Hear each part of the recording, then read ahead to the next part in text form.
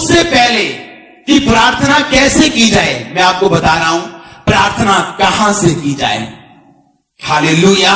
मैंने पहले बताया 2 विश्वासी 6 घंटे प्रेयर, एक ऊंचा एक नीचा। बाइबल में पढ़ो, परमेश्वर ने कहा बाइबल देना, इसी बाइबल में पढ़ता हूं, आप घर जाके पढ़ें। अगर आप इसी यूहन्ना का पढ़ेंगे ना 12, अब ध्यान से सुनना, खोलना मत, सिर्फ सुनो।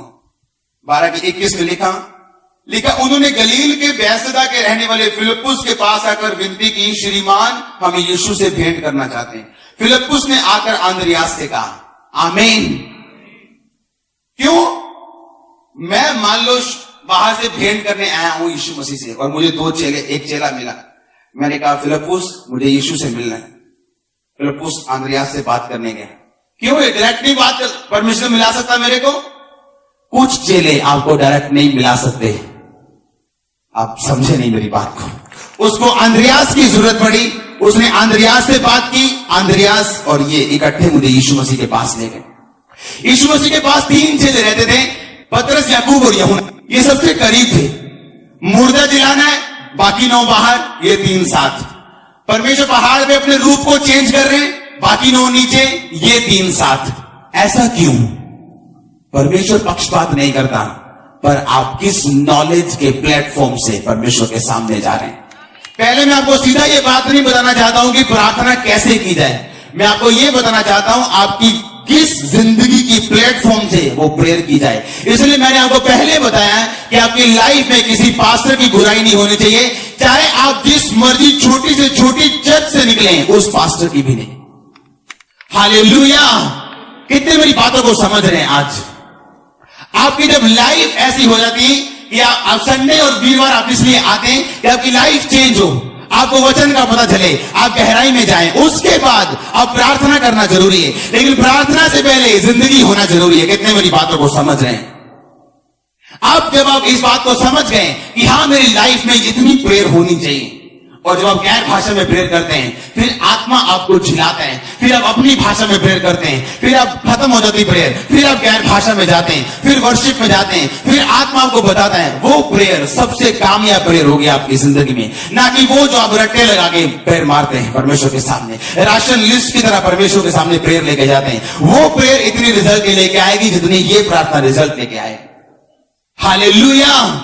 फिर आप देखेंगे, अगर आप किसी भार उठाने वाले से, ओलंपिक वाले से मिलो, जो नीचे से भार उठा के और करके ऐसे ऊपर उठाते हैं, आप बोलो आपने वार्म अप नहीं करना, सीधे जाओ डायरेक्ट उठा लो, वो उठाएगा नहीं।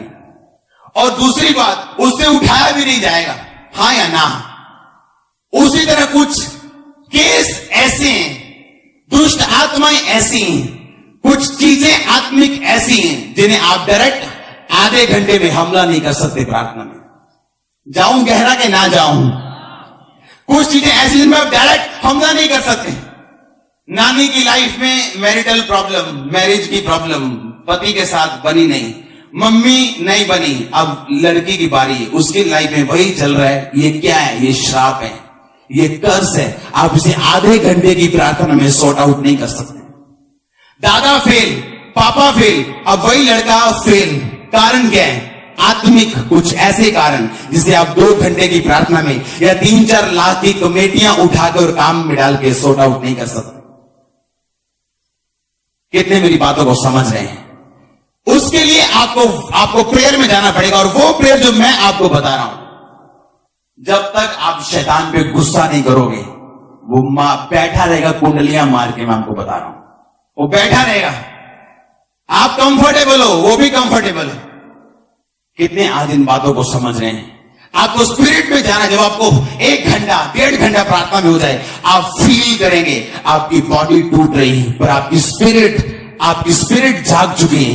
एक प्रेयर का माहौल बन चुका है, एक आत्मा आप पे आ चुका है, एक अभिषेक आप पे आ चुका है। आप भूल चुके हैं सब कुछ, अब सिर्फ प्रार्थना आपके अंदर है, और आप रिजल्ट देखेंगे। फिर आप देखेंगे जो डांट रहे हैं आप शैतान को, वो जा रहे हैं। आप रिजल्ट देखेंगे सब बातों का यीशु मसीह के सामर्थी नाम में।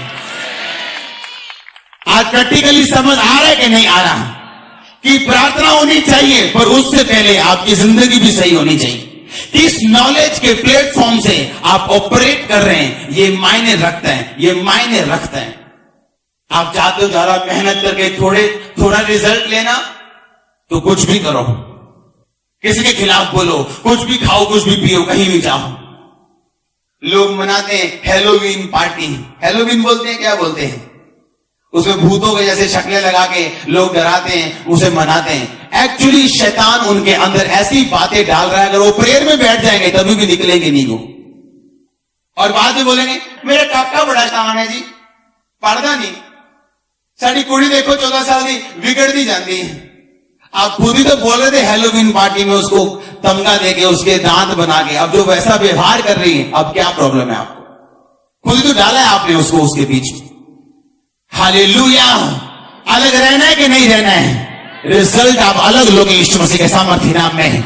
ये फाइट में लाखों यहूदी एक तरफ, शद्रक मेशक अबेदनगो दानियल एक तरफ, लाखों की संख्या एक तरफ, जो राजा बोले वो करो, मूर्ति को दंडवत करने के लिए बोलता है कर दो, जहान है तो जहान है। शद्रक मेशक अबेदनगो और दानियल नहीं करते। रिजल्ट लेना है कि नहीं लेना है? वंश बदलने के नहीं बदलने? आप चाहे छोटे से छोटे के नहीं, आपकी प्रेयर में उतनी ताकत है जितनी मेरी प्रेयर में ताकत। मैं आपको बता रहा हूं, परमेश्वर सुनता है आपकी, पर आपको बताने वाला चाहिए कोई कि वो कैसे सुनता है। आमीन। टोया पट्टिया टोया पारता, मिट्टी पट्टी उसे मिट्टी टोया पारता, क्या बड़ी मेहनत की थी, सारा दिन हो गया मेहनत करते, कुछ बना है? कुछ हुआ क्या? टोया पट्टिया टोया पारता। आपने पड़ोसी को बोलो टोया पट्टिया टोया पारता। शाम में वो मेहनत की थी जी, बड़ी मेहनत, दिन रात जी मेहनत की थी, वो मेहनत की थी, रिजल्ट नहीं आया। मेहनत बहुत की थी, पसीना आ गया, कपड़े में स्मेल आ रही पसीने, बहुत मेहनत। कितने मेरी बातों को समझ रहे हैं? पूछो अपने आप से, जो मुझे चाहिए उसके लिए मेरी इतनी प्रेयर है या नहीं? पूछो अपने आप से, पूछो अपने आप को कि मैंने चाहिए कि है, मेरी लाइफ की सब तो बड़ी गवाही की है। फिर सोचो और पूछो अपने आप को कि मेरी प्रेयर है या नहीं, कि परमेश्वर मेरी जिंदगी से काम मैंने दे सका। 1 घंटे की प्रेयर से काम नहीं होया, कितने घंटे करोगे? 2 नहीं होया, कितने घंटे करोगे? नीचे आंदा कोई रास्ता नहीं है, वापिस आंदा कोई रास्ता नहीं है। बाइबल में लिखा जब रात हो गई और याकूब कहता है कि मैंने प्रार्थना करनी है, लिखा अपनी पत्नियों, बच्चों, भेड़ों, बकरियों, प्रॉपर्टी, नौकरों को सबको आगे भेजता और अकेला रह जाता है। हाँ या ना? अकेला रहते, लिखा रात को प्रार्थना करना शुरू करता है और पोफ पड़ते, यानी रात पूरी प्रार्थना करता है और सुबह एक दूत उसके साथ आके लड़ता है और वो दूत से लड़के जीत जाता है और परमेश्वर उसको बोलते हैं आज से मैं तुझे बदलता हूं और याकूब से इजराइल करता हूं। याकूब मतलब धोखा देने हारा, इजराइल मतलब शुद्ध मन वाला। वो आपको एक बदमाश से जो यहां बैठे हैं एक संत बनाने की ताकत रखता है। मैं आपको बता रहा हूं, एक वैश्या यहां बैठी है, वो उसको एक संतनी, एक मरियम बनाने की ताकत रखता है, अगर वो प्रेयर करने को अपना हथियार बना ले आज यीशु मसीह के सामर्थ्य नाम में। मैं आपको बता रहा हूं, जब मैं छोटा था, यानी मसीह में छोटा, मैंने जब लोगों से मिलना, मुझे कहीं रहने की जरूरत पड़नी या घर आना, मेरी एक शर्त होती थी कि मुझे एक अलग रूम चाहिए प्रार्थना करने के लिए। मैं लोगों के साथ प्रार्थना नहीं कर सकता हूं हर वक्त, अपनी पत्नी के साथ या अपने बच्चे के साथ या अपनी मम्मी के साथ या अपने पापा के साथ या अपने भाइयों, अपने चेलों, अपने परमेश्वर के चेलों, किसी के साथ प्रेयर नहीं कर सकता हूं रोज हर वक्त। एक टाइम ऐसा मुझे चाहिए जब मैं और परमेश्वर अकेले। और जब मैंने क्या नोटिस किया, अभी भी नोटिस करता हूं मैं टीम में, लोगों में, कि कोई आके बोलता नहीं है कि मुझे ये रूम दे दो 3 घंटे के लिए, क्योंकि मैं परमेश्वर से कुछ बात करना चाहता हूं। आज लोग जब प्रेयर करने बैठते हैं, उनके बच्चे साथ में सोए हैं, की करिए जी, कर ले जी, न्याणे छोटे। आप अपनी मम्मी को बुला सकते हो त्योहारों के दिनों में नाचने के लिए, घूमने के लिए, पर क्या अपनी छोटी बहन को बुला नहीं सकते कि 2 दिन तूने यहां रहना है और 2 रात मैं प्रेयर करूंगी परमेश्वर के सामने? प्रॉब्लम कहां पे? हम एफर्टलेस हो चुके हैं। हालेलुया। आज तक मेरा रूल है मसीह में आने के बाद, मुझे अकेला रूम चाहिए प्रेयर के लिए। क्यों याकूब ने अपनी पत्नी, बच्चे, अपने सब कुछ आगे भेजा, अकेला रह गया और लिखा रात को वो प्रार्थना करता। और यीशु मसीह वही बात बोलते हैं उस मत्ती में कि जब तू प्रार्थना कर, द्वार बंद कर और पिता से गुप्त में प्रार्थना कर, तेरा पिता जो गुप्त में देखेगा तुझे प्रतिफल देगा। आमीन, आमीन। तेरा पिता जो तुझे गुप्त में देखेगा प्रार्थना करते हुए, तुझे चिल्लाते हुए, तुझे रोते हुए उसकी हुजूरी में, वो तुझे प्रतिफल देगा। लेकिन कब? आज लोग प्रेयर करते हैं, उनकी मम्मी साथ है, उधर वाइफ सोई है, उधर बच्चे सोए हैं और प्रेयर कर रहे हैं। उधर मैसेज आ गया, two two two two two, phone check हो रहा है, व्हाट्सएप तो नहीं किया किसी ने, और मेरे मालदा ऑर्डर तो नहीं आ गया। 10 काम आप करोगे अगर एमएलए की हुजूरी में आप फोन उठाते हो तो एमएलए की बेइज्जती है। तो वो जो प्रधानमंत्रियों का प्रधानमंत्री, इसकी हुजूरी में आप जाते हो फोन लेके, शर्म आनी चाहिए हमें। हालेलुया। जब आप परमेश्वर की हुजूरी में हो, आप ये सोचो और ये समझो, वो आपको ही नहीं, आपके परिवारों को बदलने की, एक दिन में आपके देशों को बदलने की ताकत रखता है। मैंने देखा अपनी आंखों से, आप देखेंगे यीशु मसीह के नाम में। सोचो फिर कि आपकी प्रेयर लाइफ क्या है, क्या है जो आप परमेश्वर के सामने देते हो। आप कंप्लेंट करते हो, हमारी बुआ ने टूना कर दिया, हमारे चाचा ने जादू कर दिया। आपकी प्रेयर कितनी है बताओ? प्रेयर बड़ी है कि टूना बड़ा है? प्रेयर है ही नहीं तो टूना बड़ा है। अगर प्रेयर है तो वो छोटा यीशु मसीह के सामर्थ्य नाम में। किसी का दिमाग बदलने के लिए फिर टाइम नहीं लगेगा, परिवार बदलने के लिए टाइम नहीं लगेगा, देश बदलने के लिए भी टाइम नहीं लगेगा, जिंदगियां बदलने के लिए भी टाइम नहीं लगेगा। अगर आपका टाइम परमेश्वर के सामने जाता है तो हर वो चीज जो आप परमेश्वर को देते हो वो चौगुनी 10 गुनी होकर 100 गुना होकर वापिस आती है। वो पैसा हो, वो टाइम हो, वो एफर्ट हो, वो शांति हो, कुछ भी हो, जो भी आप परमेश्वर के राज्य में बोते हैं आप उसे 100 गुना पाते हैं। आमीन। और मैं आपको बताता हूं, आत्मिक लोग हमेशा बोते हैं आपको नजर आएंगे, जो आत्मिक नहीं है वो कभी बोएंगे नहीं। वो सोचेंगे चर्च को पैसे चाहिए, फलाने को पैसे चाहिए, लेकिन हम जानते किसे चाहिए। आपको, हमें किसी को ना, परमेश्वर को चाहिए। आपकी बरकत के लिए सारा कुछ किया जाता है परमेश्वर के डिवाइन अरेंज के द्वारा, उसके डिवाइन ईश्वरीय इंतजामों के द्वारा ये आप लोगों के लिए किया जाता है। आमीन। आपको ये बात समझनी। याकूब कहता है सब चले जाओ, सब चले जाओ, सब जाओ जाओ जाओ जाओ।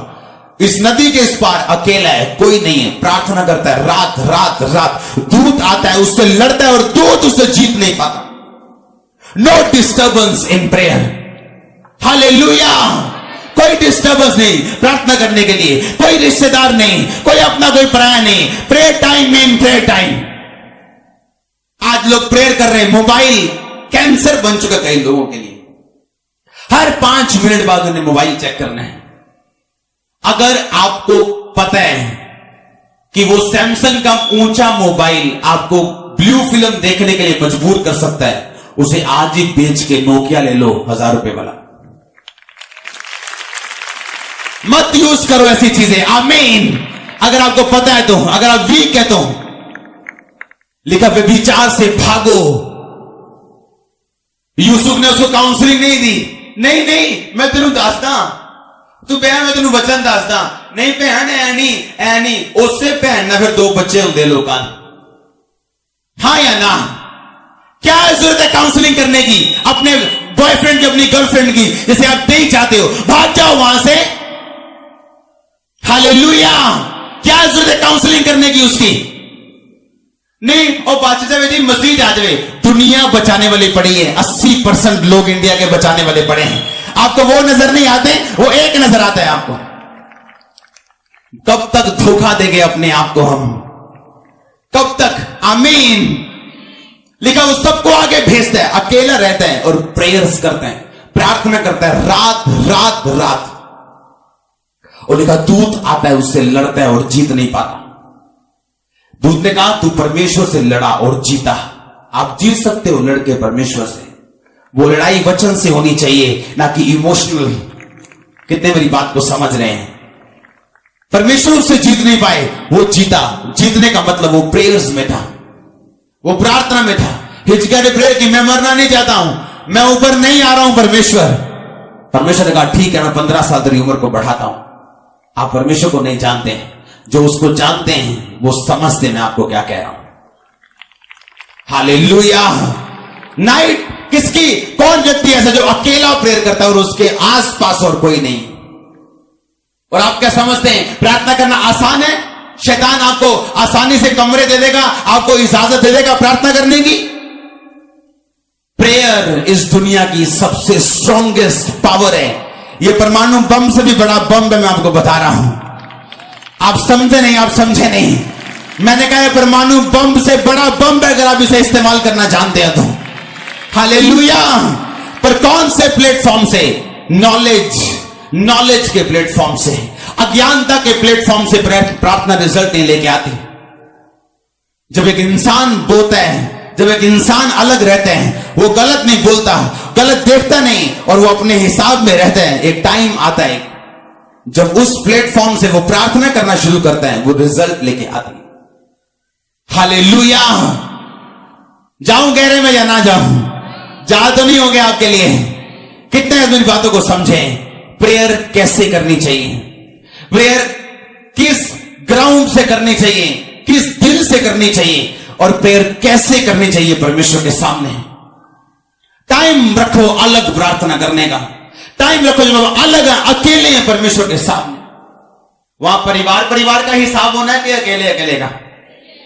कलीसिया का हिसाब होना है, चलो उन खामरे दी आ जाओ कलीसिया, ऐसे हिसाब होना है? क्या अकेले नाम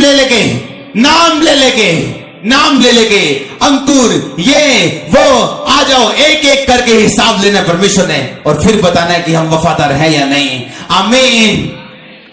नाम लेने के उधर हिसाब होना है आपका और मेरा दोनों का। लेकिन याद रखो प्रेयर स्ट्रॉन्गेस्ट, इस दुनिया की सबसे बड़ी फोर्स जो है वो प्रेयर, सबसे बड़ी फोर्स।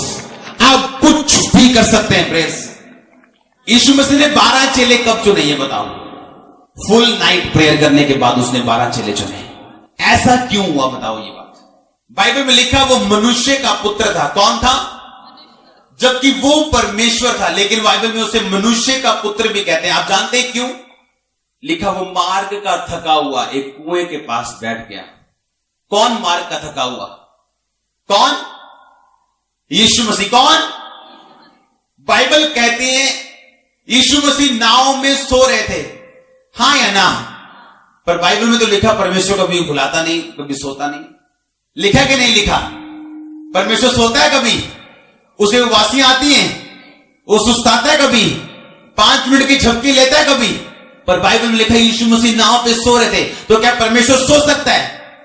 लेकिन बाइबल कहती यीशु मसीह सचमुच सो रहे थे, क्योंकि वो शरीर में थे और उसी तरह ह्यूमन थे, इंसान थे, जिस तरह आप और मैं इंसान है। नहीं तो अगर जब यीशु मसीह कोड़े पड़ते तो आप और मैं बोलते कि नहीं ये परमेश्वर है, इसे दर्द नहीं हुआ, इसके सिर पे कांटों का ताज चला गया, नहीं इसे दर्द नहीं हुआ, क्योंकि ये कौन है? परमेश्वर। लेकिन बाइबल इसीलिए कहती है कि यीशु मसीह मनुष्य का पुत्र था, यानी वो आप और मेरी तरह शरीर, दर्द, थकावट और सोने वाला एक इंसान था। उसी तरह सेम फार्मूला उसकी लाइफ में ये था। जब उसने अपनी लाइफ का इंपॉर्टेंट डिसीजन लेना था, फुल नाइट प्रेयर में था। जब आप फुल नाइट प्रेयर में था, वो सोच के नहीं गया था कि मैं इसलिए जा रहा हूं कि मैं मर्जी पूछूं कि मैं सुबह कौन सा चेला चुनूं, कौन सा चेला ना चुनूं। जो लोग प्रार्थना को इस्तेमाल करते हैं कभी रिजल्ट नहीं लेके आते अपनी लाइफ में। वो इस्तेमाल करने के लिए नहीं गया था कि मैं फुल नाइट प्रेयर में हूं, प्रभु जी तो की मर्जी है, मैं ओनू चुना कि ओनू चुना कि ना चुना। नो, वो फुल नाइट प्रेयर में था, तारीफ करते हुए, प्रेजेंस में आनंदित होते हुए, तारीफ करते हुए, संबंध बनाते हुए। और सुबह परमेश्वर की आत्मा ने बोला इसको चुन, इसको चुन, इसको चुन। कितने मेरी बातों को समझ रहे हैं? ये प्री प्लान नहीं था। पर बाइबल बताती है जब आप फुल नाइट प्रेयर में जाते हैं या एक लंबा समय परमेश्वर के साथ जाते हैं, आपके रास्ते खुलते हैं अगली सुबह। मैं आपको बता रहा हूं, कितने मेरी बात को समझ रहे हैं? यहां तक कि जब यीशु मसीह शारीरिक था और आत्मा में भी था, उसको प्रार्थना करनी पड़ी। मैं लोगों को बोलता हूं अगर ये मेथड आप फॉलो करो, आप नेक्स्ट डे रिजल्ट देखते हैं इस चीज का। नेक्स्ट डे, अगले दिन, महीने की बात नहीं कर रहा हूं। आमीन। अब कितने मेरी बात को समझ रहे हैं? अकेले प्रार्थना करने का महत्व आपकी लाइफ में क्या है?